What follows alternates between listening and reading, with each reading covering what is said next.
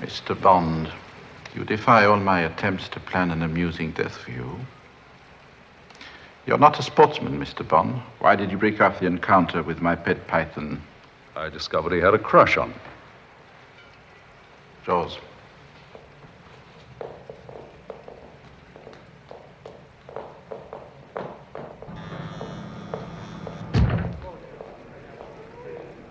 Moonraker 1 on preset launch program, -2 minutes. Retract crew access arm. CAA, retract. Transfer orbital power. Internal power transferred. Activate hydraulics.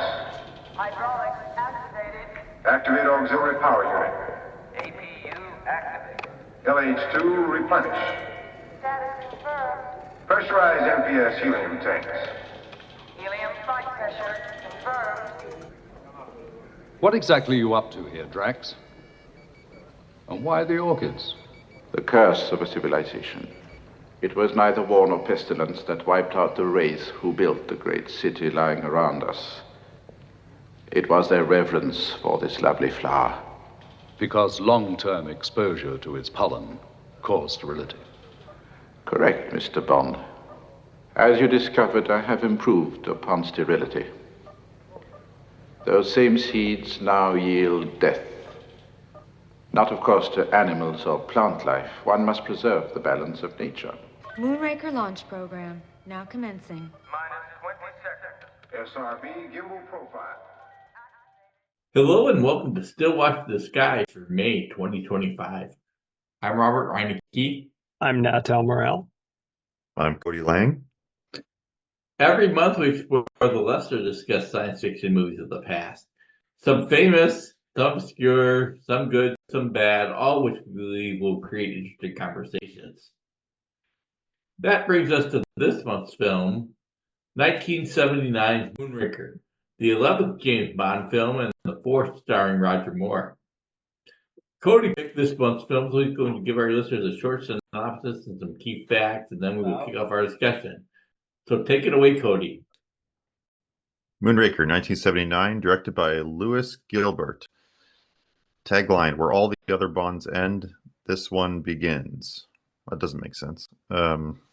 After Drax Industries' Moonraker space shuttle is hijacked, secret agent James Bond is assigned to investigate, traveling to California to meet the company's owner, the mysterious Hugo Drax. With the help of scientist Dr. Holly Goodhead, Bond soon uncovers Drax's nefarious plans for humanity, all the while fending off an old nemesis, Jaws, and venturing to Venice, Rio, the Amazon, and even outer space.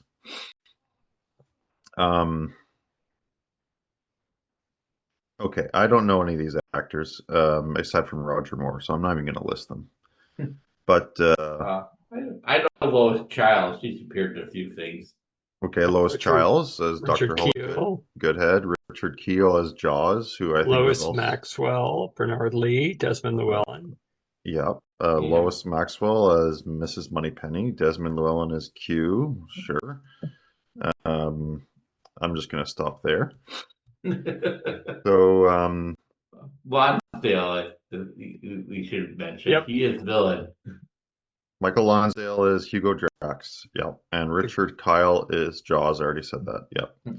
Okay, I always thought this was the first movie with Jaws, but I'm thinking that's wrong. But I haven't watched a lot of these James Bonds for like many years.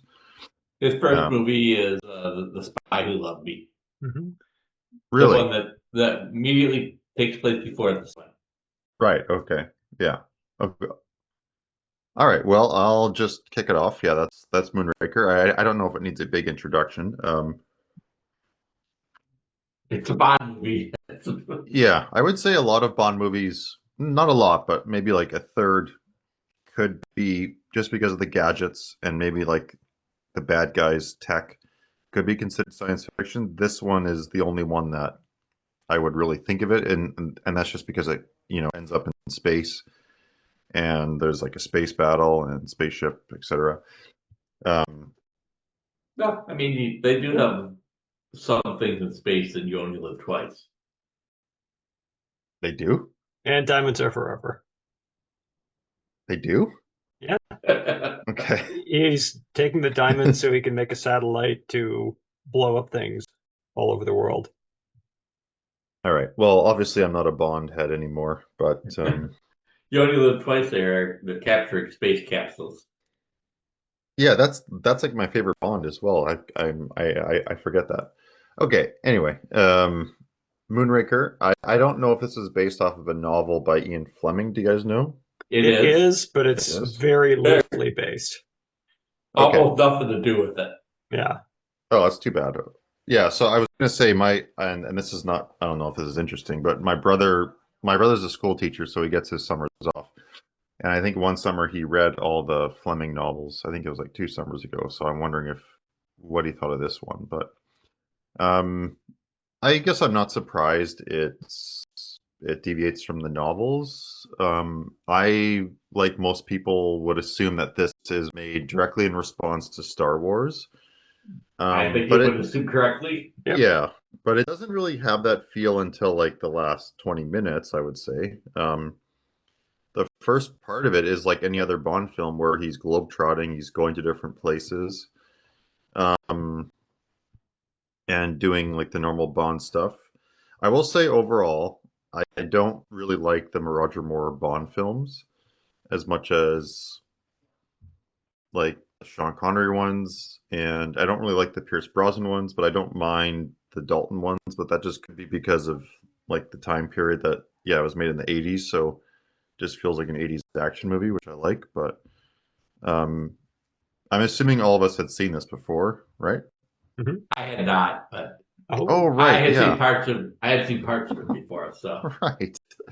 I forgot you hadn't seen it. Okay. but All right. you've seen The Spy Who Loved Me. It's pretty much the same movie, just kind of more. and you're above, not below. Yeah, I'm gonna rewatch Spy Who Loved Me because I heard that one is quite good. For like the Roger Moore ones anyway. Yeah, I So think. Yeah, I mean, this is The Spy Who Loved Me is kind of like the Batman Forever, and Moonraker is kind of like Batman and Robin as far as the camp value goes. I mean, The Spy Who Loved Me is campy. Moonraker is, I won't say complete camp, but whole lot more camp. yeah. All right. Well, maybe I'll ask you then, Robert. Like, what did you think of the film? Um, did it cause you to have an adverse health event?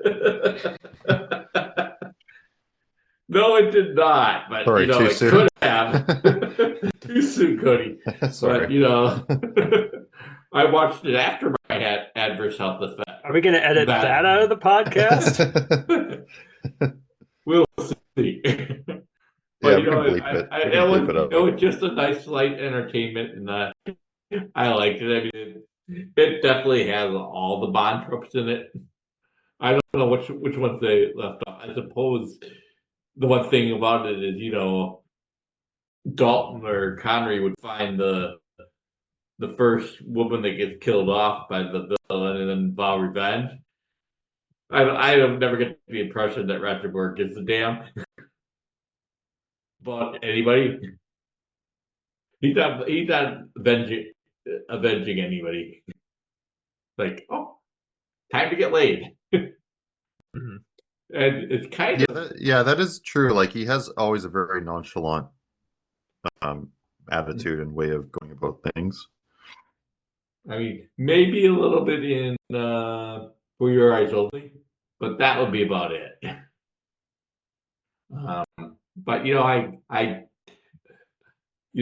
campy James Bond, I think it was definitely out of style around Casino Royale when that came out. They said, "No, this is what we want for Bond," and I feel like it's people are kind of open minded towards it again after all these Bourne and serious Bond movies and serious Batman movies. It's kind of like you know, sometimes lighthearted fun is not bad, and there's quite a bit of good set pieces in this. I mean, I think even the start. I mean, I know they don't throw Roger Moore himself out of an airplane, but they do have a big skydiving stunt that started off, and I think it's quite good.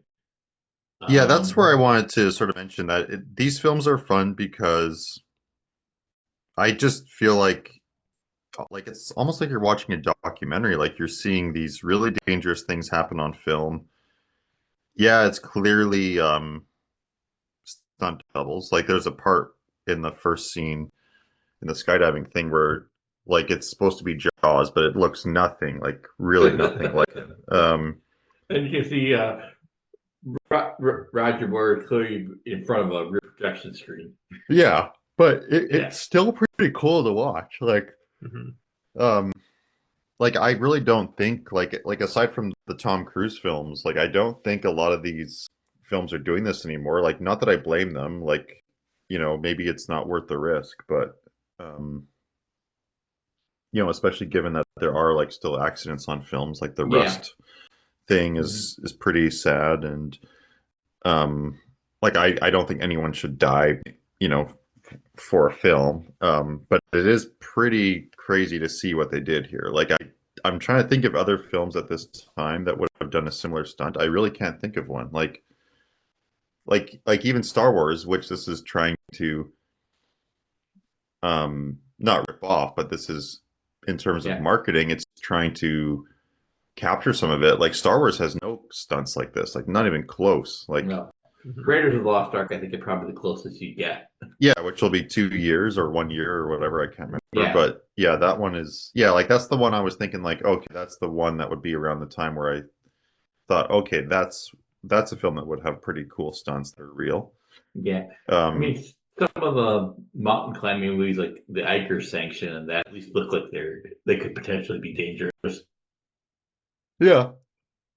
Um, but yeah, like that's what I really love about these like old Bond films, but like Mhm. anything from this time that would have done anything with a real stunt, like it is just it is pretty fun to watch because um Yeah. and even the way they film it, like you do kind of get to see what's happening and it's I don't know, it's pretty crazy. Like I still think it's an achievement, even though it's not like, the greatest scene ever filmed or whatever. Um And I do find that opening scene just to be just really funny. Like he just immediately held up at gunpoint and yeah, it's just a crazy like just like the whole plan. Like and I guess that's maybe the one thing you notice about these older films, like the plans that they have to kill Bond, like they're really elaborate, but like in ways that are kind of silly. Like you would just be better off if like someone had a gun and just shot him. Like not like, okay, he's gonna Yeah. go on a gondola.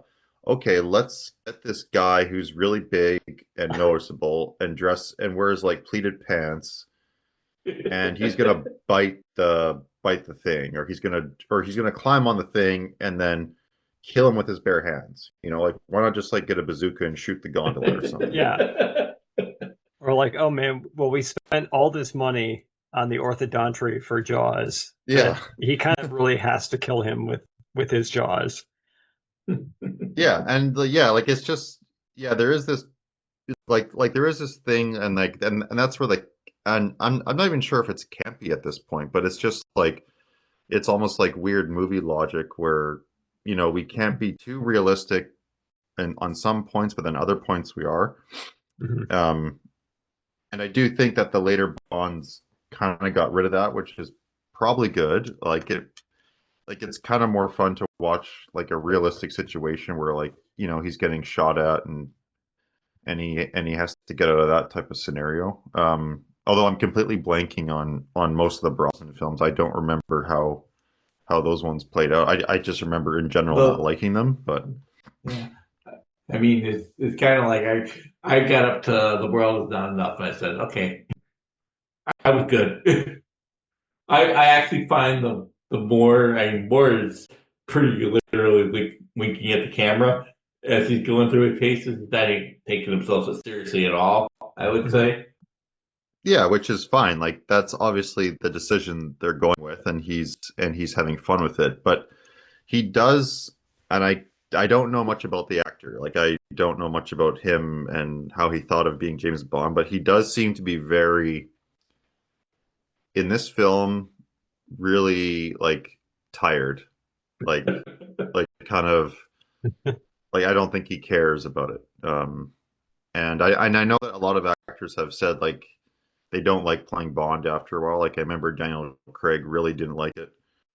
Um, even though I thought he was pretty good, even if I didn't like all the movies he was in, um, I don't but think anybody likes all the movies any of the Bonds are in, except for those that like Lazenby's one movie. well, okay, fine, yeah. I would say like Sean Connery still has like the best like overall group of them. Um, although having said that, I haven't seen them in a long time, but um, Well, you don't yeah. need to watch So Diamonds Are Forever. yeah, I don't remember that one too well. Good. Yeah. But yeah, so I do like Roger Moore in this though, like even though he seems to be phoning it in, and he does really just speak in one-liners like for most of the film, like Hmm. which is fun too. But so Nat, you've seen it before. Like, how did you find it this watch? Yeah, I enjoyed it a lot more on this watch than when I first saw it. I think it was I probably was in high school, and that was um when they released a bunch of the Bonds on video, and they were constantly playing advertisements about own the entire collection and whatnot. And so we had already had a bunch of these, and I just figured I'll go through them. And I remember this one being kind of a low point. And we didn't have all of them. Like my parents tend to have pretty good taste in movies, so they would have like the good Bonds, but we didn't have like the Man with the Golden Gun or Octopussy or View to a Kill. But we did have this one, I think, because my dad's a big Michael Lonsdale fan, which may sound strange, but It he does. loves Day of the Jackal. I love Day of the Jackal, the original. But no, I it just seemed ridiculous, and the attempt to recreate some of that magic of Star Wars was obvious even then. I had a lot more fun with it this time, and we'll see who is among the cast having the time of their lives in this movie. But I think it's Roger Moore, actually. it may well be, maybe Richard Kiel, but Yeah, I he seems to be having fun. oh yeah, well, and he gets a love interest, but no, I really like that opening sequence, and I think it also sets up uh, oddly the arc of the movie, which is Jaws's arc, like the character who turns, because I'm watching him like, oh man, Jaws is here, oh crap, and you're like, oh man, get him, James Bond, get Jaws, and then he takes his parachute, and immediately you're like, oh fuck, I hope Jaws lives. Jaws is cool. Like Yeah. I want to see him in this. Um, and that's how your feelings with Jaws evolve over the movie. But no, I thought that was really good, and this is also, I think, kind of, I don't want to say the nadir of the James Bond films, but it's like strange that a franchise has been around so long that it's kind of done a couple 180s and even 360, maybe some other degrees of 720 or so. But going from what originally James Bond was with like the first Connery film and Doctor No, and I think maybe even more Russia with Love, which I think is more It's like, pretty straightforward. yeah, like very, I think more spy oriented. Like you have some, you have like some action sequences and you have some of the gadgets and things like that, but they still are playing it fairly straight. And then here, I know, Robert, you're going to get to your favorite take in the movie, so I won't steal that from you. But at the point where he's driving through Venice in a boat, a literal motorboat, and there are just moments that are completely played for comedy, and so many other Yes, fantastic moments in this. Yeah, including the double take from the pigeon, yeah, exactly. which And is it's like they're just laying their cards on the table at that point. Okay, I know what movie I'm watching. yes, well, and they do have a pretty killer, last line of this, or at least Oh close my to last God, it's line. the best. Yeah. It's the best It's last line or last scene or whatever of a James Bond film. It's really I funny. I would have to agree. But then you also look at the Craig movies, which are way more serious, than this, and I think kind of try to harken back and even exceed the Connery films in terms of taking themselves seriously. So it is strange, and this is, we're in our 50s of Bonds now, and this is only, just fresh off of double digit Bond, and the franchise have been around for about 18 years or so, or 17 years or so at this point.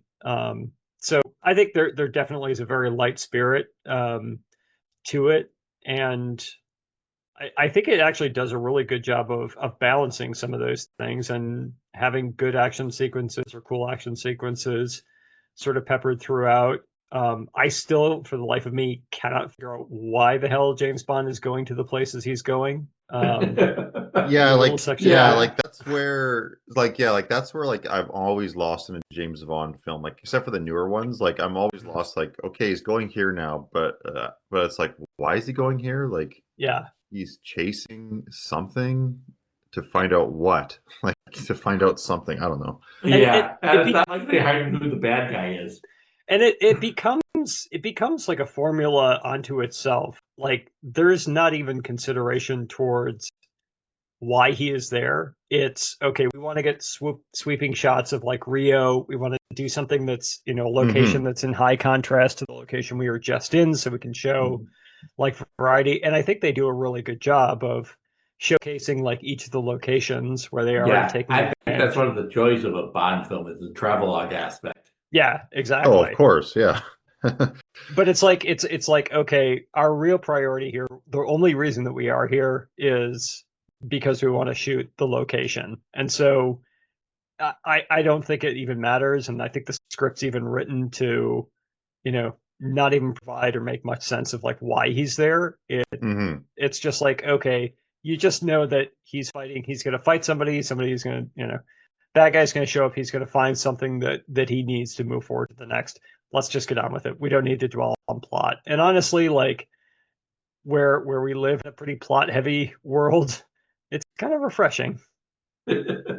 I agree. Like I don't mind it. Like it's not like I'm going in these films, like especially in this period, like thinking like, oh, this doesn't make sense. That this is bad. Like it's still fun. Like, but the reason why he is going to these places is that he's tracking down, or like he's basically following Drax. So Drax is going somewhere to do something. So he follows him, and then almost gets killed.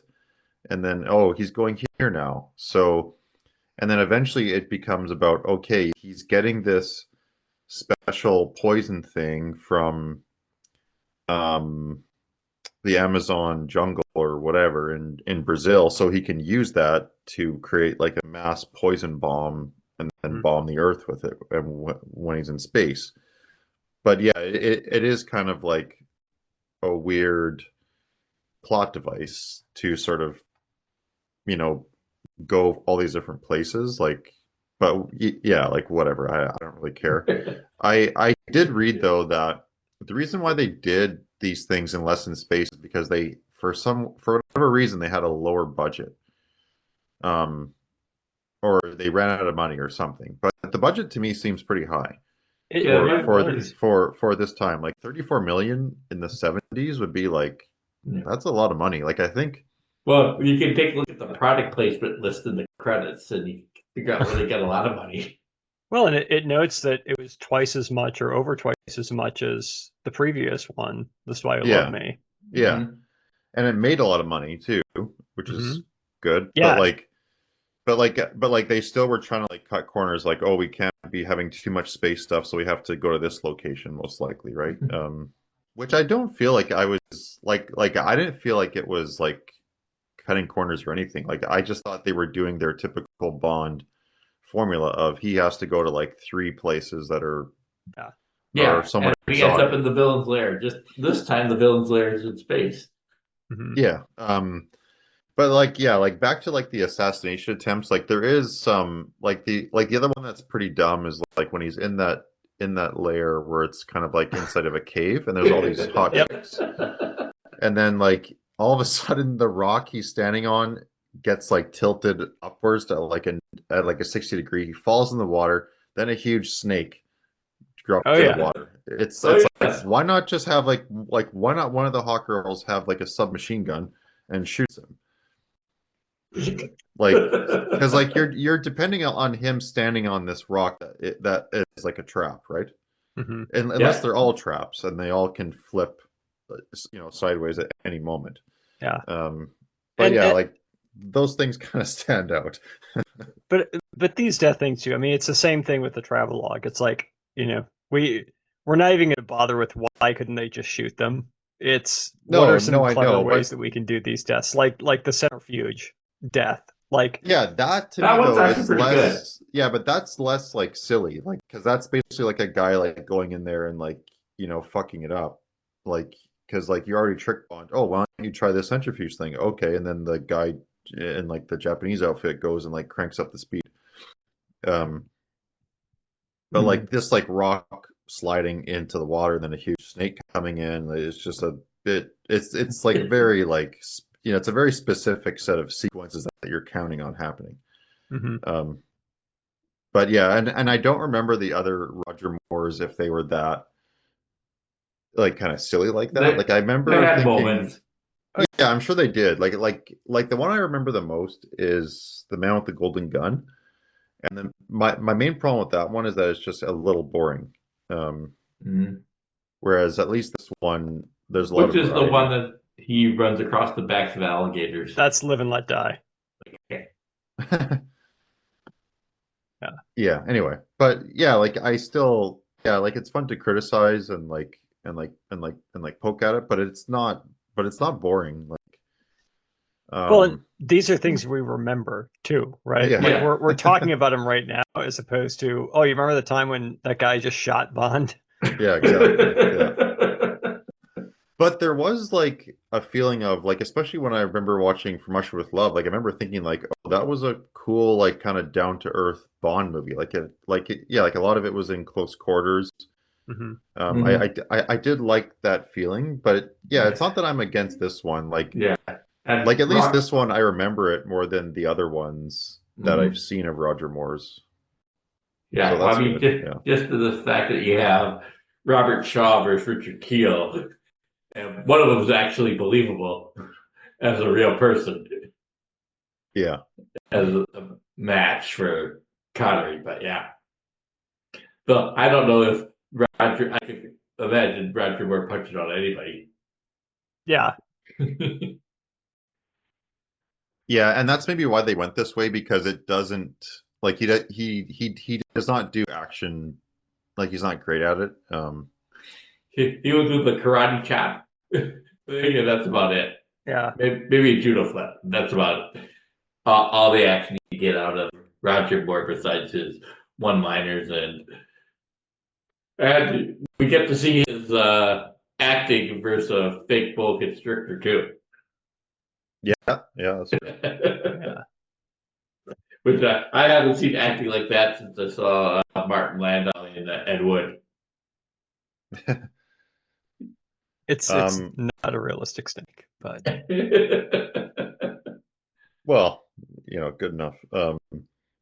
I also for this movie I do like Dr. Holly Goodhead compared to other characters like in the other Roger Moore films. Like I do feel like she's a bit more memorable and like even though she has like a silly name and yeah, it ends up with like them having sex and stuff and being kind of a joke, but like I do think she was a cool like partner for him. Like Yeah. she's like really smart and seems like pretty self-sufficient compared to other Bond ladies of this time. But Yeah. having said that, I don't remember a lot of them and they don't stand out. And I don't know if not Roger Moore, I don't know if Sean Connery had a character like this that would be sort of seen as like almost his equal. So that was kind of cool too. Yeah, so that is Um, no. yeah, Sean Connery is also alpha male. Always. yeah, yeah. I- Um, but I think you get like a heavy lean into the Britishness with Roger Moore. Like Hmm. obviously Connery is Scottish, but I feel like Moore really captures sort of more the gentlemanly aspect of it, which just makes it even more ridiculous. Like you said, like I don't imagine him fighting anyone or seeing that. But Mhm. it kind of works in their favor. And one of the things that I wanted to go into a little bit is sort of what this film is borrowing from. Obviously, like Star Wars, but there's also like nods to 2001. There's nods to Close Encounters of the Third Kind, and then Yeah.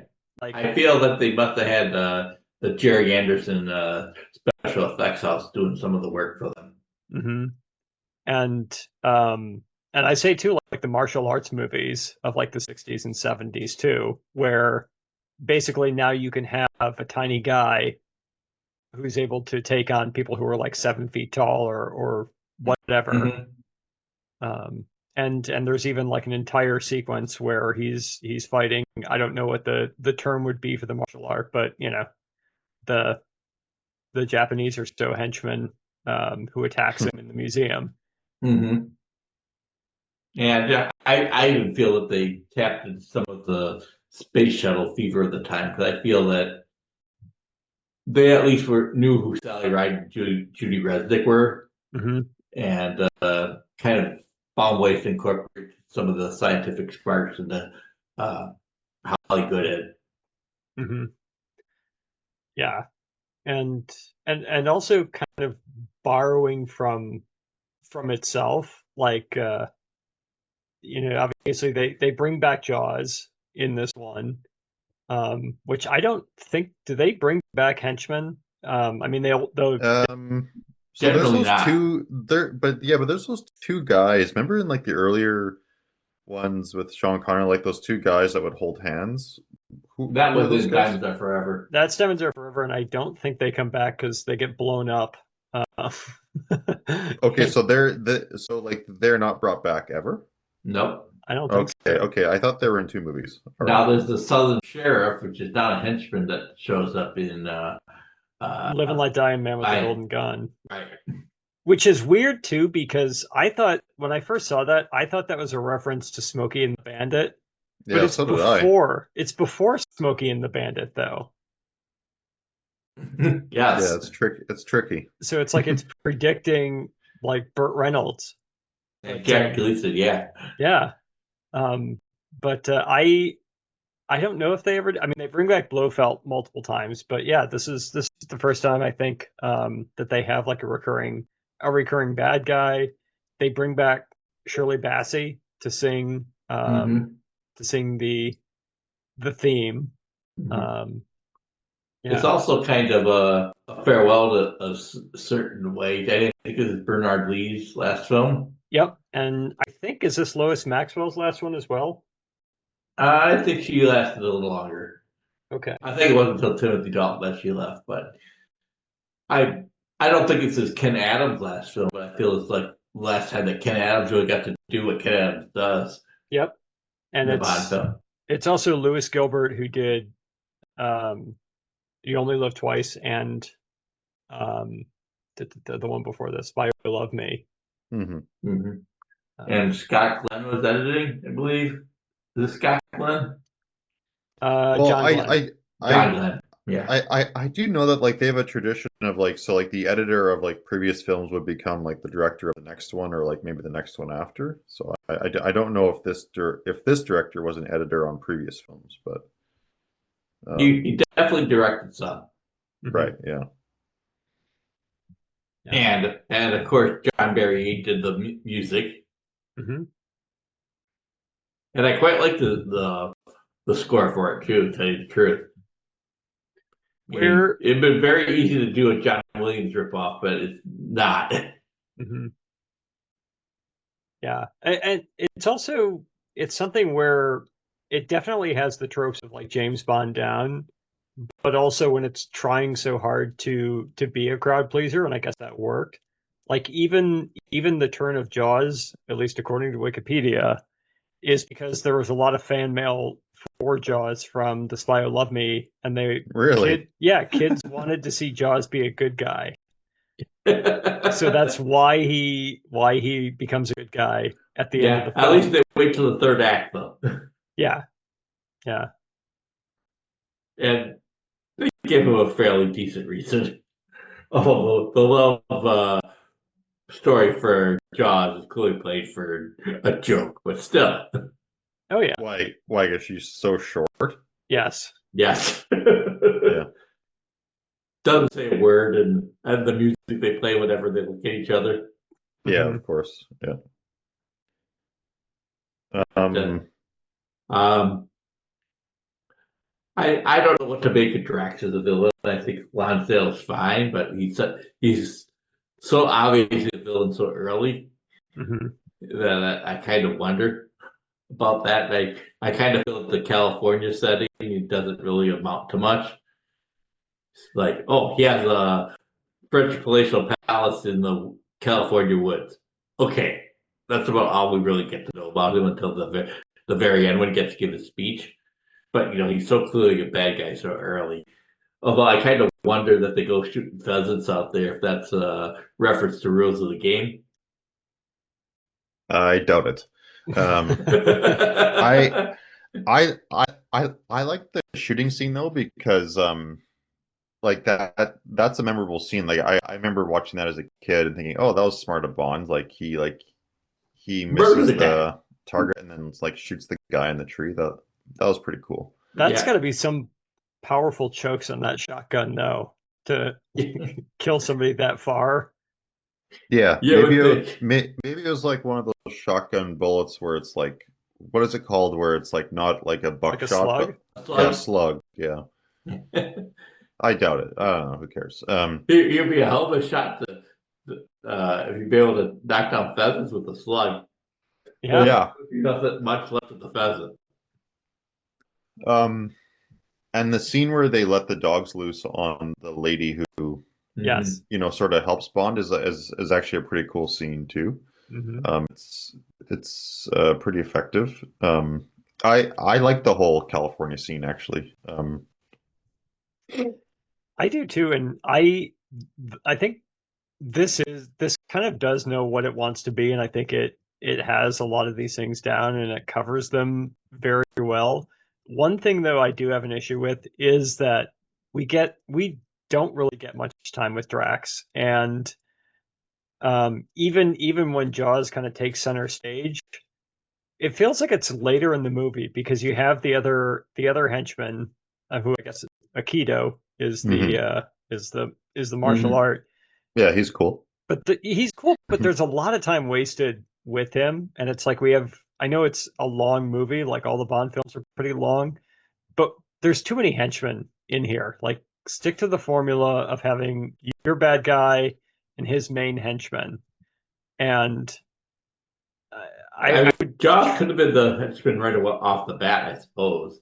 yeah, I like that they have kind of a vendetta thing, like they have their own separate grudge um, outside of him trying to take down Drax, which Hmm. might even be more interesting because I don't think Jaws actually joins up with Drax. He's like already somewhat associated with him. But again, Yeah. I don't think they much care. But They called the temp agency to get him in. I guess that's got to be one hell of a temp agency. It's like, oh yeah, well he just fell out of 36,000 feet into a circus tent, but he'll be back to work on Monday. Um, but no, I'd be happy to trade Chang, who I guess is the other henchman's name, for some more Drax time or potentially even some more Jaws time. Although the Jaws stuff can get a little old, it becomes like a Tom and Jerry skit, like every I time know. Yeah. he's Because on, he's so slow. and he's indestructible. Like nothing Yeah. kills him. Falls from a plane, goes over a waterfall. Gets thrown through a depot for the gondola. Like Yeah. Yeah. gondola crashes and Actually, destroys yeah, the entire building. that's a good point. Like in the scene, like in the beginning of the film, like you think like, oh, Jaws is dead. Like he flies, like he falls down without a parachute and flies into like a huge tent. And like yeah, like if you didn't know the film, you think, oh, that sucks, he's dead. But like yeah, he is indestructible. Um, I do think that the last scene where it really hinges on Jaws as like to follow Drax's plan is also a silly kind of plot point. Like it's like Jaws, do it. No, Jaws. Bad Jaws. Bad. You're not part of like, his perfect race. Oh, I'm not. I guess I'll wreck this whole Yeah. ship, this whole spaceship. And then Drax is like, oh shit, my plan. Yeah. Like, yeah, like that's another kind of funny, 70s Bond plot moment too. Well, even the big red emergency button to stop the space station cold is Yeah, that was good. Yeah. silly, but silly. That's what happens when you build them in California. Yeah. Well, back to Drax before we get to the third act of the space station. So I do think it is a little prescient that the characters, like, is this rich industrialist tech genius guy and who's really interested in space. Like, like with the Jeff Bezos stuff, flying to space and Elon Musk always talking about it, and obviously with his whole SpaceX industry. And I have no idea what's going on in the rest of the world with this kind of stuff, but I'm assuming other billionaires are spending their, excess wealth on potentially space travel. So it is like a sort of an interesting, anticipatory thing. However, it it's does not, have some roots in the novel too. yeah, but it's Which we'll not get to. like, but it's not, but like where it's different is that they're really just going to space here temporarily so they could gas Earth and then come back to Earth and repopulate it with so-called like master race or perfect people. I'm assuming he like means like in a physical sense. Um, but in the novel, I read that the character was originally written as a like sort of like a undercover Nazi type guy. Yeah. And they kind of took that out and just made it more like obviously you do associate the term like master race with potentially being a Nazi, so it's a bit obvious, but yeah, there's a bit of a change there. And Yeah. that whole plot like is basically what is like the whole reason why it doesn't work, because Jaws is not part of that, even though arguably Jaws is superior to every human being on that spaceship, because he's actually indestructible, even though he's super like tall and weird looking, but And can take a blow to the nuts without flinching. Yep. Is the idea that his balls are made of metal too? I think it is. Okay. Yeah, that's good.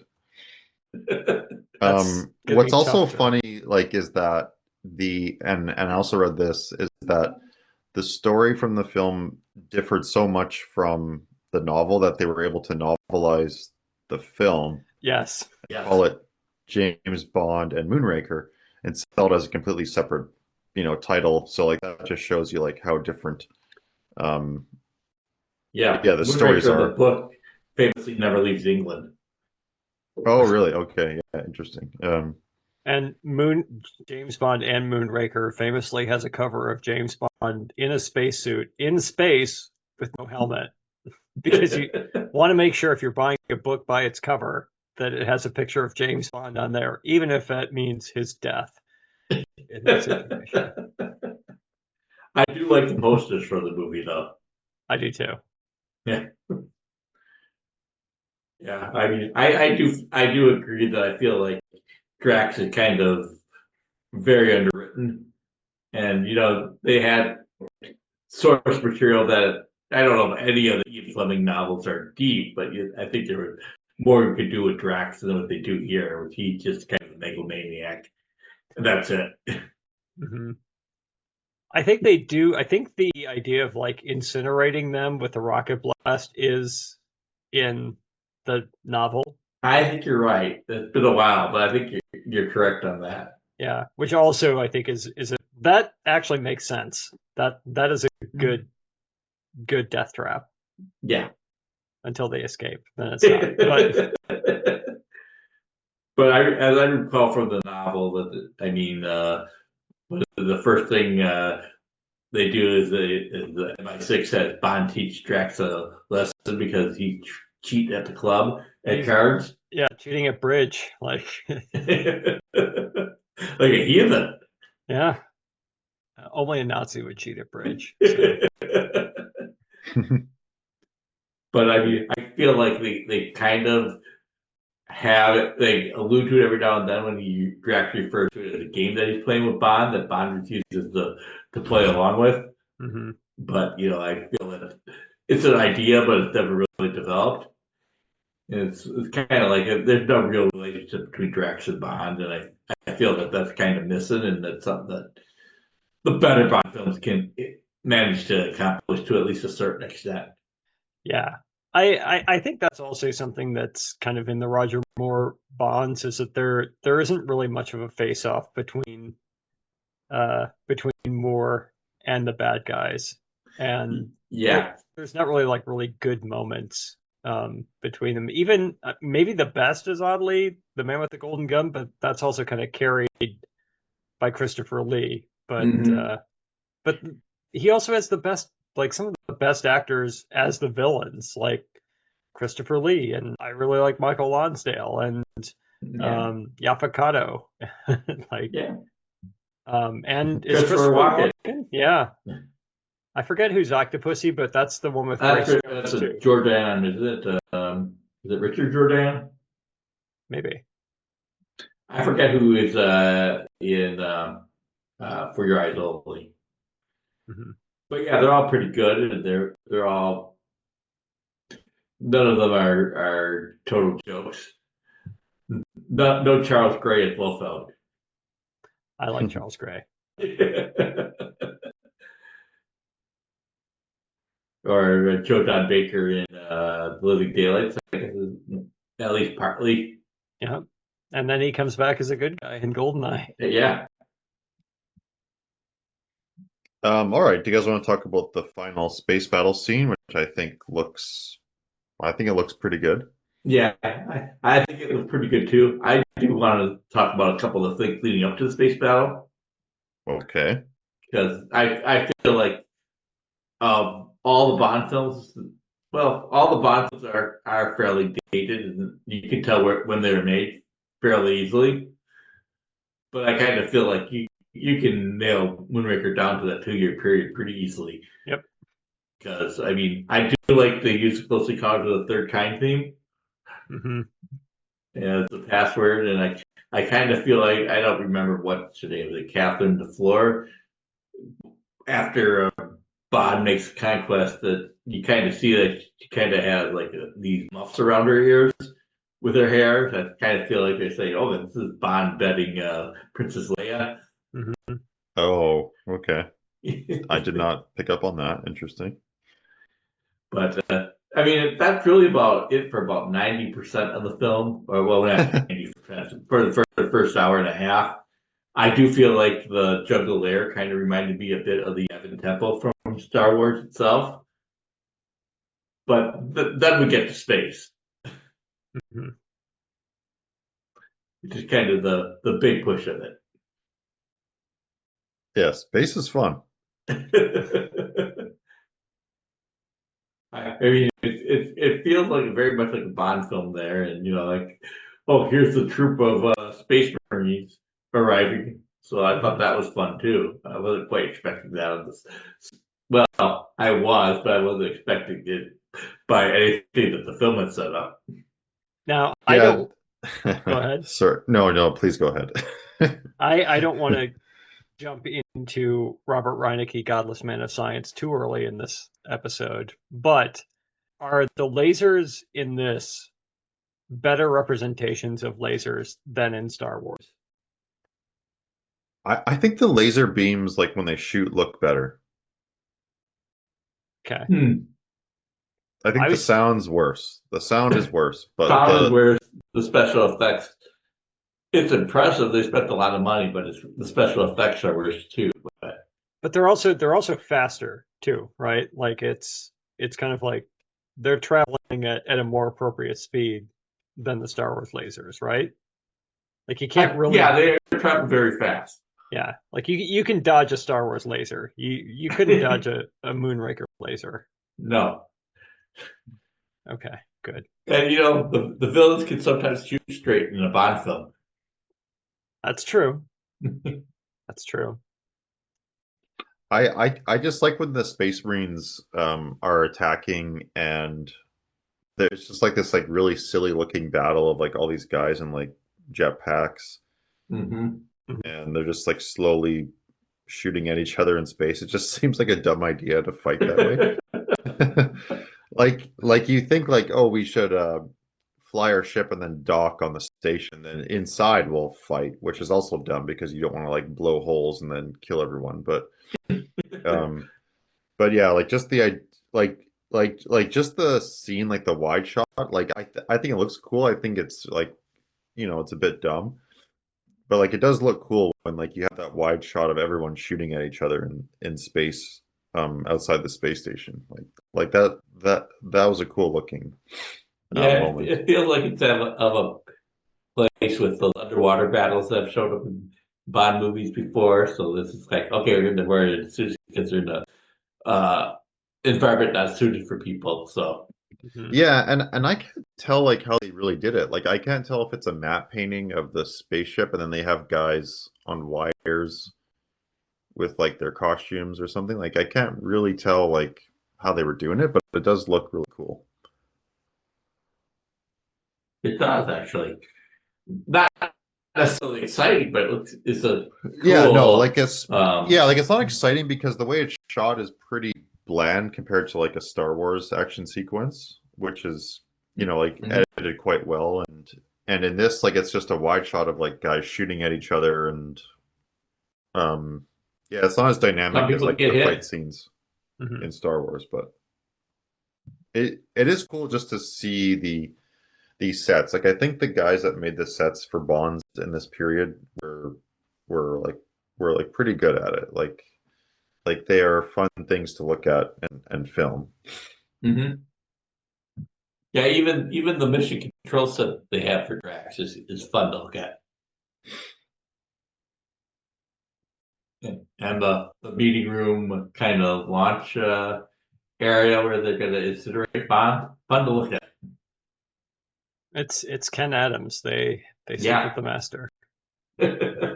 So did he do all the Bond films or just like some? He did. I think he did everyone until like he just stopped. But Right, but he did all for this period, right? I think so. Yeah, he Oh did wow, the okay. Yeah. I think after Doctor No till at yeah least Moonraker. yeah. I don't know if they did anything for Your Eyes Only. Hmm. They don't really have the villain there in any of the films after that that I can recall. Mhm.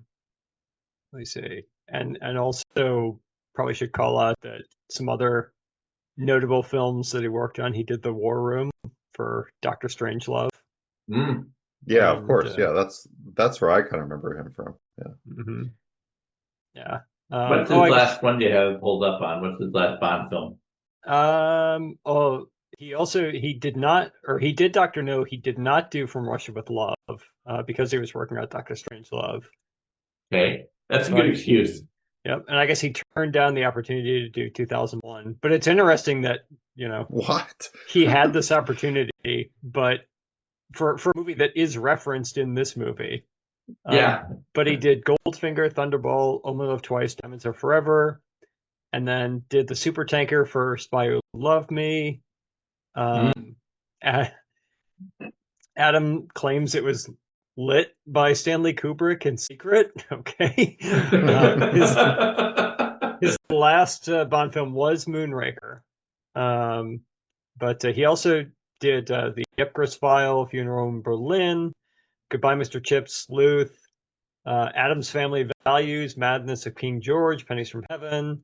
He also did work with Kubrick again on Barry Lyndon, and he won an Oscar for that. So not exactly a lightweight. No, not at all. Yeah. No, no. I mean, I didn't even know he worked as late as Adam's Family Values.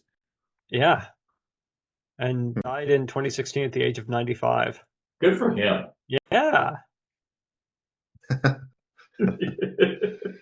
I don't think though like the interiors of the spaceship are as cool as the outside, but whatever.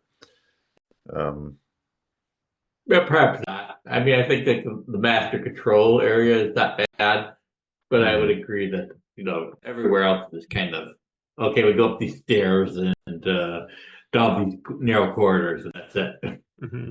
Yeah, and as soon as Dr. Goodhead and Bond get out of their shuttle, like they're pretty much like allowed to do whatever they want. Like they like turn off the radar jammer, like they don't like no one's really watching them.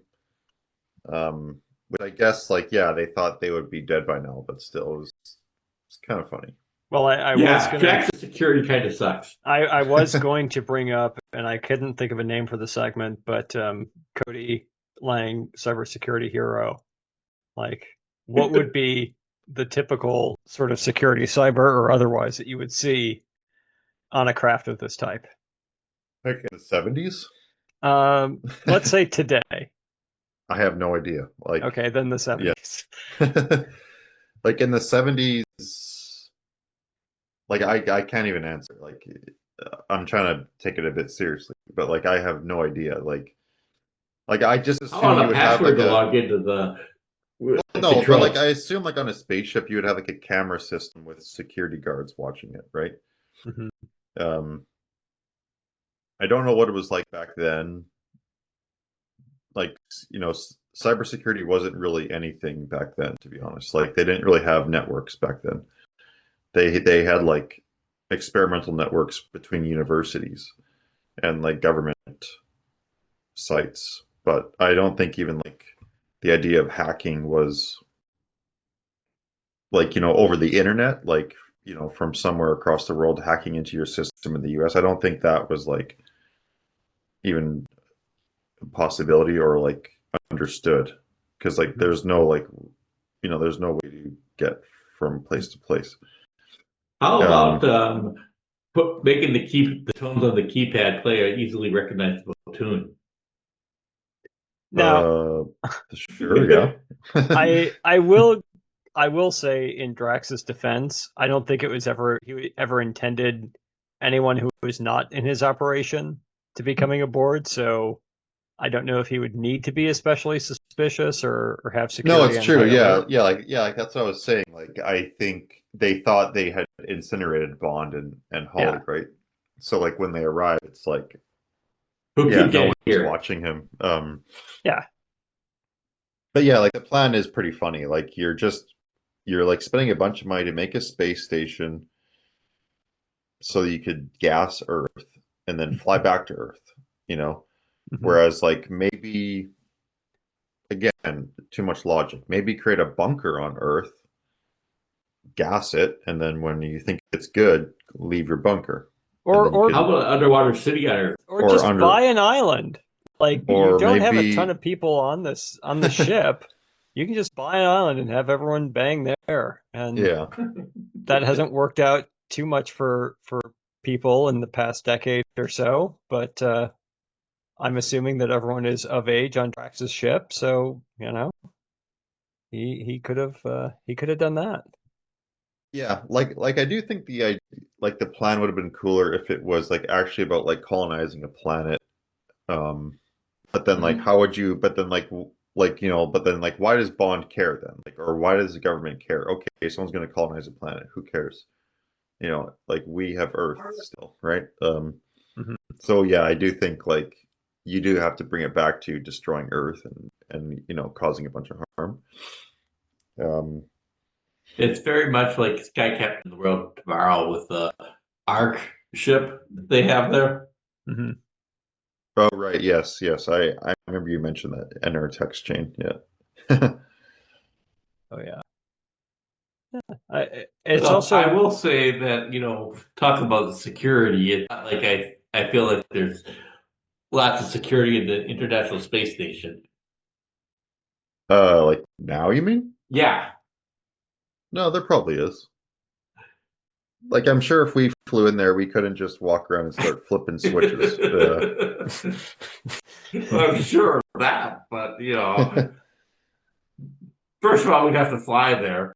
No, I'm saying, yeah, I think there's basic level security, like, they know who's on They the probably ship. could block you off, yeah. Well, yeah, they know who's on the ship for sure. Hmm. Like, yeah, hey, who are these two guys running around? Like, yeah, I think they know. One of them looks awful familiar.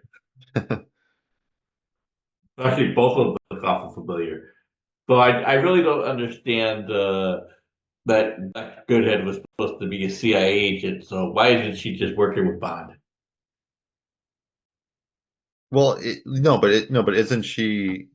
No, but that's what she's doing, right? Like Not for she, like half the movie, and then they decide to team up. yeah, no, right, yes. But isn't that like a normal Bond thing? Like you have two. That feels like a carryover when he's working with the Russian agent from The Spy Who Loved Me. Yeah, They right. have to be at odds before they can work together. But there's really no good reason they can't just work together. Well, and he already has like friends within the CIA. Right. Yeah, I know. But yeah, I Isn't I the don't know, guy that like Jeffrey, what's his name? Jeffrey Jeffrey Wright. right? Wright? Like he's like a CIA guy that was in the earlier Bonds, Yeah, Yep. Felix, he whatever was his name is, right? Jack Yeah. Lord in the first in the Yeah. Right. Felix Doctor No. Leiter. Yeah. Yeah, Yeah, I still think Holly Goodhead though is a pretty good character for, all things considered for like the Bond ladies of this time. He's a good match for Roger Moore. Yeah. I feel like, oh and yeah, I feel like they more than any of the other uh, James Bond movies, they really play up the gadgets in the Roger Moore ones. not too many gadgets in this one though. Like you do Yeah, I have was the hoping boat. for a bit more Well, gadgets. Yeah, well, they because have like, the gondola that converts into a motorboat, Yeah, and they have oh, the that other was tricked out cool. speedboat, Yeah, yeah, that boat scene was pretty rad. Like, and of course they have to wait till the last possible moment to unveil that weapon strapped to his forearm that they introduced very early on, oh so they yeah, can dispatch the villain. oh yeah. But but yeah, the I will assume that there's more but that he get does done. use that thing early on too to like save himself from Yep. the gyro, whatever it's called, Yeah, the so they use spinny it thing. twice. Yeah. Hmm. I was liking the like bolo things like that like would blow up. Those are cool. Hmm. Yeah, so overall I think it's fun. I don't know if it's like if it's a like an intellectual science fiction film like other ones we've No, discussed. it might be even less intellectual than the novel it's based on.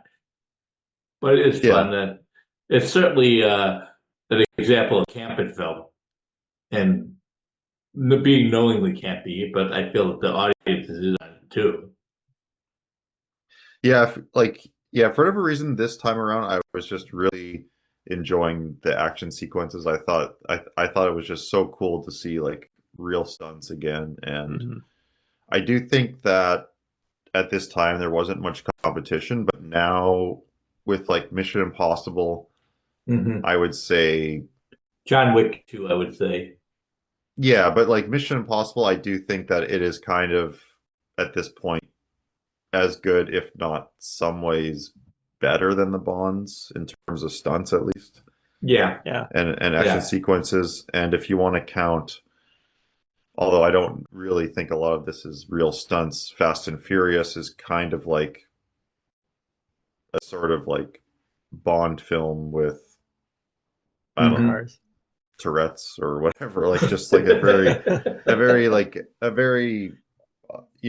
very goofy way of doing it. And then even like Christopher Nolan films, like they do, like they're all kind of like vying for the same space now, whereas at this time I don't think there's a lot of competition. yeah, Um, I would agree. I mean, and even the competition was doing different things. Even if it looks like the Burt Reynolds films like Smokey and the Bandit and Hooper, that's just car stunts. Hmm. yeah, of course, yeah, And but it wasn't the whole package like you would get here. yeah. Like the only real competition like you would start getting would be in the 80s, but I do think like Raiders of the Lost Ark is, yeah, it's like the one, you know, like a big budget film Yeah. like this that would kind of challenge it, and then you just got a lot of like action films in the 80s, right? Yeah. But Spielberg was famously turned down for James Bond, so Ian Lucas decided to make Indiana Jones. So And this actually was one that he was turned down for. Man, that is crazy. Yeah. But I think though, like this production company, like I do think they're like a tight-knit crew, and I think that they like to like reuse the same people and work together, and Yeah. maybe they thought Yeah. of like, oh, like we don't want this, outsider or whatever who just got like a big hit. Just be a gun for hire and maybe do one film. Yeah, And- like I do think they had like a group of people that were like kind of working together and were collaborating, and because I do recall like seeing like, yeah, like an editor of this one film or a Yep. second unit director of one film would then become director of the next film. Like they would give each other chances and stuff. And I think there's also something to be said for it being like a British production, and I think they're Yeah, of course. Yeah. It's very British. yeah. Well, and there's differences in terms of like how they do the production, or how they would approach a production like that in the UK as opposed to the US. Mhm. But I mean, Yeah. it does seem ridiculous. Like, they're referencing Close Encounters of the Third Kind. The main bad guy is named Jaws. Like Spielberg, they are directly referencing Spielberg, but then deny him the chance to do this movie. Yeah, and it's too bad because I don't know if Spielberg now would do a good Bond film. I don't know if it's like that's what he wants to do, like for the films he's making. Yeah, I feel that. I feel if you make a Bond film now, I feel it'd be like British Spies. Yeah. Yeah. I like that we got Indiana Jones instead of Oh yeah, it's so instead of fun. this Yeah. too. In addition to, Yeah. Mhm. Well, I mean, instead of like Spielberg doing this film, or because it's also like how much control would he have over the script at that point? Like what sort of demands would he be making? How would he adapt it? And I see the franchise is just kind of like going into potentially like a very different direction, or just him getting frustrated with more or less having like his request being shot down. I kind of feel like Spielberg needs a kind of a more, while he can be very funny, he also needs more down to earth. If he's doing a campy Bond film, it could turn out like 1941. We don't need that. Yeah. Yeah. Let's see. With everybody screaming at the camera. Yeah. I still haven't seen 1941, but I've always wanted to see it. I gotta rewatch it, but I know it has its defenders, but it's not like I mean, the jitterbug scene is a hell of a sequence. I'll give it that. and excellent cast, but Yeah. but what they do with that. But yeah, if there are other movies that you guys can think of this time that would be on the same level, like let me know. Like I do kind of want to see like older films where they're doing these cool stunts. Yeah, I mean, a lot of them too. You would have it'd be like the more new Hollywood grittier things. So I would say like French Connection. I mean, obviously the chase sequence in that is Yeah. pretty Yeah, that's amazing, and true. that is for real. Yeah. Sorcerer, I think would be another. Oh gosh, that bridge sequence. Yeah. I mean that it's not quite as like fantastic action as this, but it's like very extremely tense. Yeah, I mean, I don't feel that the Dirty Harry movies really qualify. They're just basically gunfights. Yeah, gunfights, fistfights. Like there are like, big action scenes in the 80s films that I love, but like, They tend that up in the war films of the period, but yeah, I'm trying to think of like other. I mean, it also would be like the Burt Reynolds movies, but like you said, a lot of that is within the cars, but it's done pretty awesomely. Like it's And I mean, you also have a lot of television at this time that's doing it, like not as at it, yeah, not at as impressive a level, but you have, I guess, like the Bionic Man, the Bionic Woman, you have Mhm. Fall Guy, like all the Lee Majors stuff, to an extent, like the Rockford Files, but that's not too much action. I mean, there is some, but yeah, I can't think of too many others, which is why maybe those kind of action films were so successful in the 80s and why Yeah. Indiana Jones hit as hard as it did when it did. Yeah, I feel like the Western was very much on the decline by then. Hmm. Oh, big And time. Yeah. yeah, so I And this is before mean, Heaven's Gate too. yeah. So I don't know what we really had. I mean, we had the gritty action films in the Dirty Harry style, but I mean, I don't feel that any of them really lived up to that. I mean, we had Bruce Lee. I think Bruce Lee kind of falls in, but he died early. Hmm. Hmm. But what had happened if he had lived? That's another question.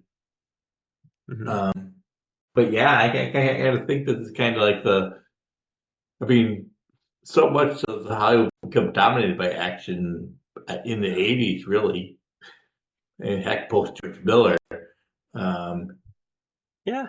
by himself and Richard Donner. But it's like you get the Three Musketeers and the Four Musketeers. I guess it has a bunch of stunts and things in it, but I don't know if I really consider that an action movie either.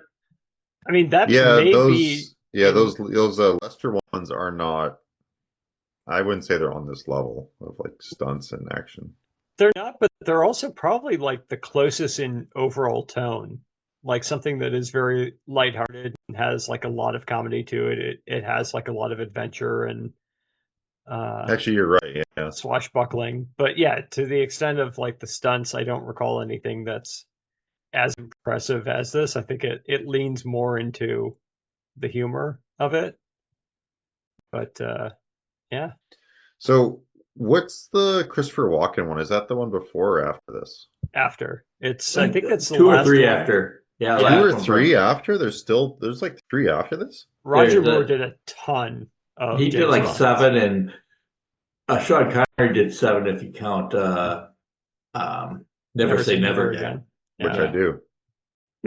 So View to a Kill was the last one that Moore did, and that was in 1985. And that's the one with Christopher Walken, right? Yep, and Yep. Grace Yeah. Jones. And Roger Moore looked very old for the role. Yeah, See, I remember as a kid watching that one and thinking that one was cool, but I I don't remember it. I don't think I've seen the first four. I've not seen For Your Eyes Only. I don't think I've seen Octopussy. I don't think I've seen A View to a Kill. And then you have Well, I would recommend For Your Eyes Only, which is the grittiest of the Moore ones, and that's relatively speaking. okay.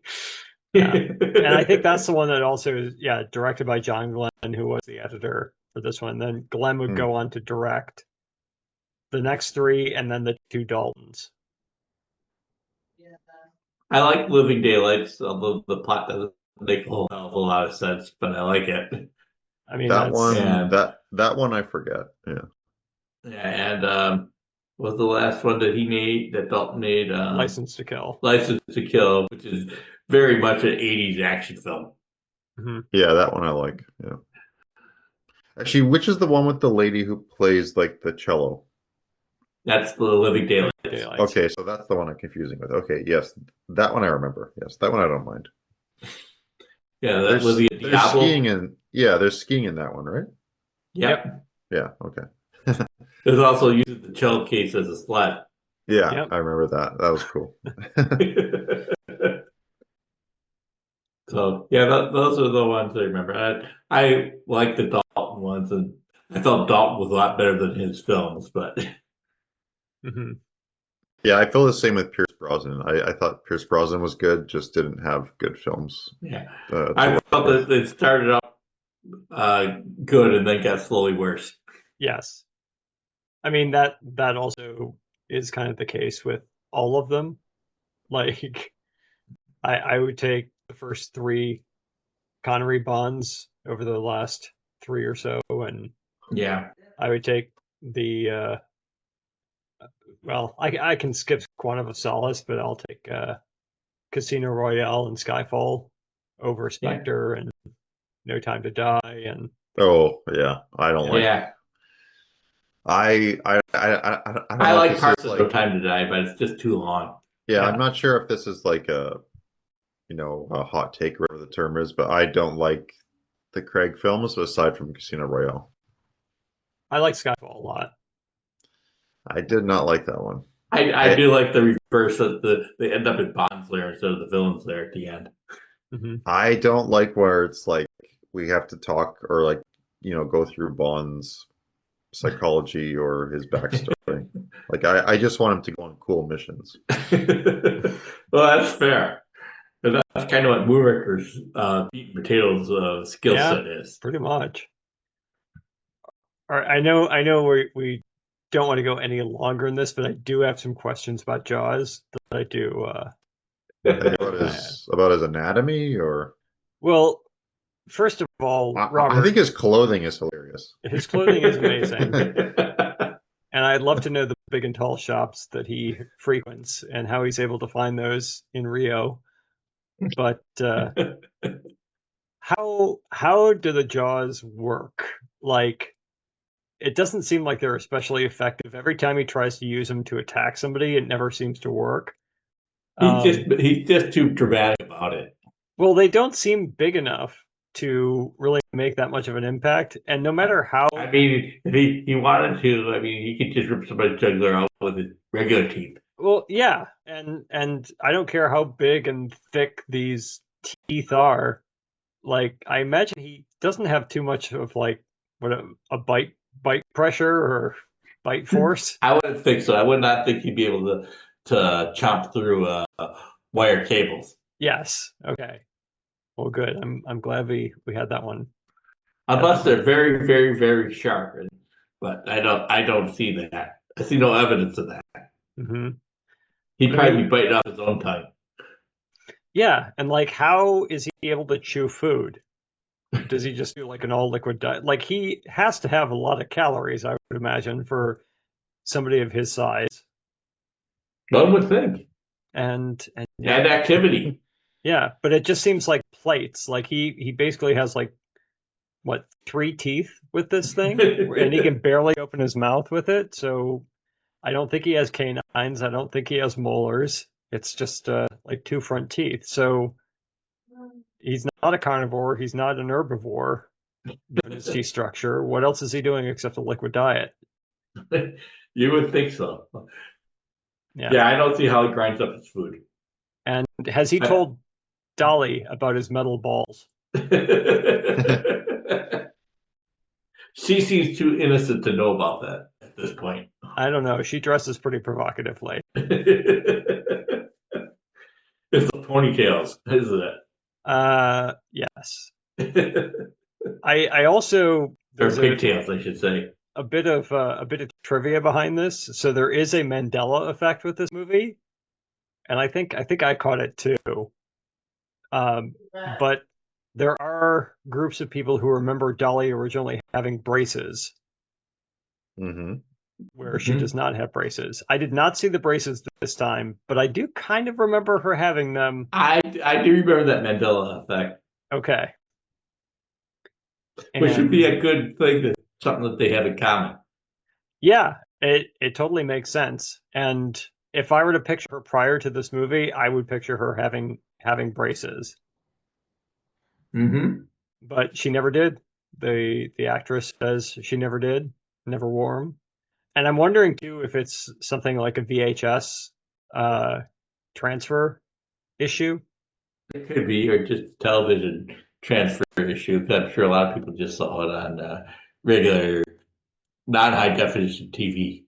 Yeah, so like CRT, just with all the lines, everyone kind of looks like they have braces, maybe. Maybe. But yeah, interesting bit of trivia there. Some other ones too. This was at the time the highest grossing Bond film, and it held up. That's probably not adjusted for inflation, though. 'Cause I Uh, believe like Thunderbolt, yeah, Thunderball Thunderball, was I think like is Thunderball, I believe, is the highest grossing, or actually, no. Skyfall is the highest grossing adjusted for inflation, but Thunderball is right behind it. But in Wow. terms of like actual box office, it did hold the record in unadjusted until Goldeneye, and it was the mhm. eighth highest grossing movie of 1979. That's a good year to be eighth. Yeah, That's got to be right around Alien. that is, yep. Yeah. Yeah, it is. Yeah. Um, and let me see, I had this up here, but What is the top? Superman probably was the top. yep, And Superman was top. I think Kramer Kramer versus versus Kramer was Kramer, up yeah, there. yeah. Let's see. Give me one sec. The numbers, top grossing movies, 1979. All right, so Superman's number one. Number two, probably doesn't get talked about too much, but the Amityville Horror. Whoa. Surprisingly, but Yeah. okay, Rocky 2 that makes sense. is number three. Oddly enough, Star Trek: The Motion Picture, number four. It made a lot of money. It cost a lot of money. Yep. Five, very surprising here, Apocalypse Now. That's surprising. That it is. Six is the Muppet movie. It's got That's not the Muppets. surprising. No. Seven is The Jerk. That's That's funny. not surprising either. Eight is Moonraker. Nine is Alien. 10 is appropriately 10. Okay, And Awesome. some that's a interesting. nice mix of movies in the top 10. Yeah. I am surprised. 11 is Love at First Bite. Okay, 12 is Meatballs. 13, Escape from Alcatraz. 14, The Electric Horseman. 15, Manhattan. 16, The In-Laws. 17, Starting Over. 18, All That Jazz. 19, The Black Stallion. But some other sci-fi ones. 21 is The Black Hole. okay, which we'll probably get to one day. Yep. Yeah. And yeah, I recall that. Alien. Re-release of Star Wars: A New Hope was 44. Time After Time was 41. And yeah, I think that's all. But that's pretty high showing for some sci-fi there. Star Trek is the fourth highest grossing. Moonraker is 8. Alien is 9. I don't think we would count Superman as sci-fi, even though it does take place in space, or at least parts of it. But Yeah, but It's that about was an funny. alien. 79. It was like in 78 release, though, wasn't it? yeah, December 15th. Yeah, I didn't see it till 79. I can tell you that. Hmm. So Yeah. of those, I can tell you that I saw Star Trek and Superman first run, Wow. but not Moonraker and not Alien. Although I did get the trailer to Alien and Prophecy before Superman. That must have been terrifying. That's very inappropriate. that's so messed up. I love it. Oh, and I did see the Muppet movie in 79 too. So I not just- a jerk. I'm kind of amazed at I mean, I hear Manhattan talked about so much more than I do the In-Laws, but I'm kind of glad the In-Laws is stomped all over it at the box office. And yeah, let's see. I'm trying to think if there's anything else to call out for good old Moonraker on this end. Was it nominated for any Oscars? It was actually. It was nominated for, I think, an effects for best visual effects. Okay. That should win this year. I don't think it did, but I would have bet Superman did. Or right. Alien. Yeah. I'm not going to scroll through. No, actually, Superman wouldn't have been eligible this year, so it might have won. Also, very mixed reception on this. So, Vincent Canby actually praised it and said it was like one of the best Bond films. It should stand alongside Goldfinger. J. Scott also pretty much said that. A lot of them Did praised it. Polly Kael review it? I don't see anything from Kale here. How about But Ebert? Ebert, I don't think was that much of a fan. Siskel complained about the product He doesn't like placement. any of those that don't have Connery in it. Yeah. Actually, he said he liked the Ebert liked the special effects and Ken Adams sets. But he didn't like the pace. He didn't like the locations. Yeah, and he said it's the most absurd. Which is true. That's a statement of fact. But he did say that he that the ending did have the best double entendre ever. Oh yeah, Yes, that was a good but Yes. it's perfect. Like just like him getting called on when like, oh, let's congratulate Bond on like saving the Earth. He calls and We'll get the Queen on here as well. yeah, it was just a funny scene. Oh yeah. Yeah, it was good. I don't remember the other endings of Roger Moore's films being that funny. No, it's not that funny. I mean, the one is For Your Eyes Only is the connection to call to Margaret Thatcher at the end. Oh, that's funny. And I guess there's another one in The Spy Who Loved Me with old classic woman going to interrupt what Bond's up to at the end that he and Barbara Bach are fished out of the water. Oh, right, yeah. So yeah, basically Roger Moore's thing is just getting interrupted during coitus. Yeah. I mean, I remember the one at the end of Octopussy, but that's nothing really to write home about. And I don't remember what they did at the end of View to a Kill. Yeah. Well, guys want to wrap it up? I think so. I think we need to look into the spy-fi genre, apparently. Spy-fi, yeah, good call. I think it's your pick next, Robert. It is my pick next. And I have decided not to monkey around and go with one we talked about on our 10th anniversary and catch up with one of the classics that we've missed so far. So next month's film is The Day the Earth Stood Still. Oh, nice. I thought you were going to go Planet of the Apes, but I've been hoping to watch this. Yeah, good. That's cool. Yeah. Yeah, I think it'll be good. I'll have to reread the story it's based on. Was it Farewell to the Master or something like that? Is it a short story? Yes, there is.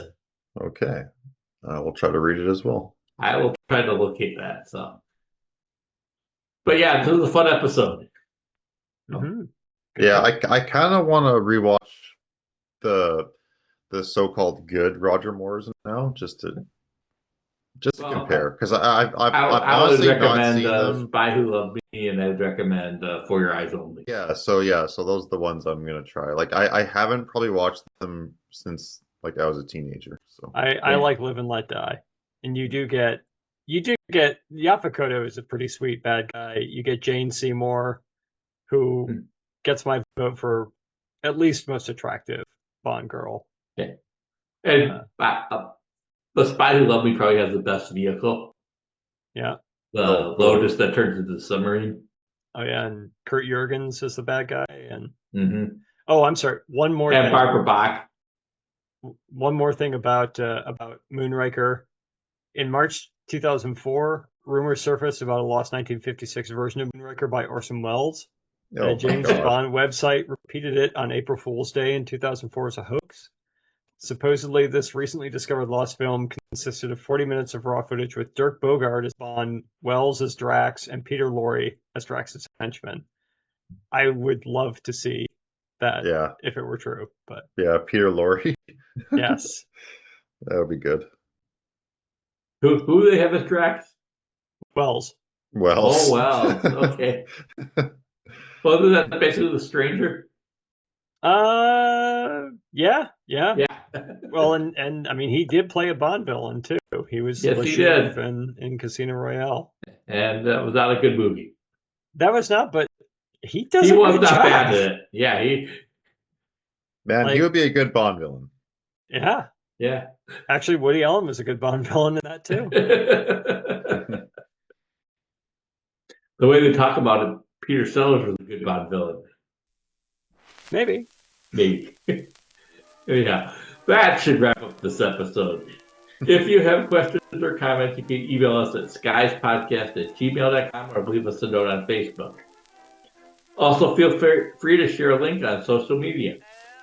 Thanks for listening, and we hope you join us next month for The Day the Earth Stood Still. Bye. Take care. Bye-bye.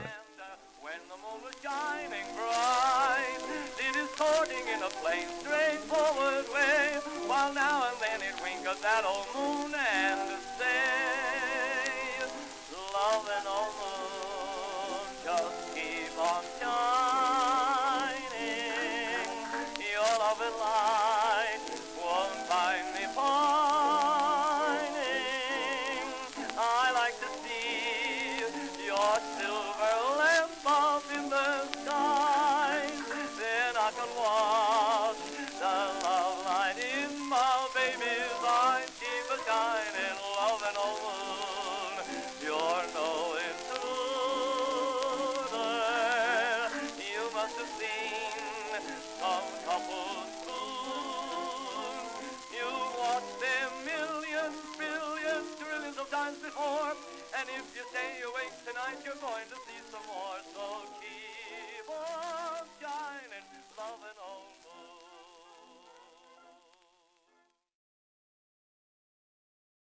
moon. Watch the skies everywhere.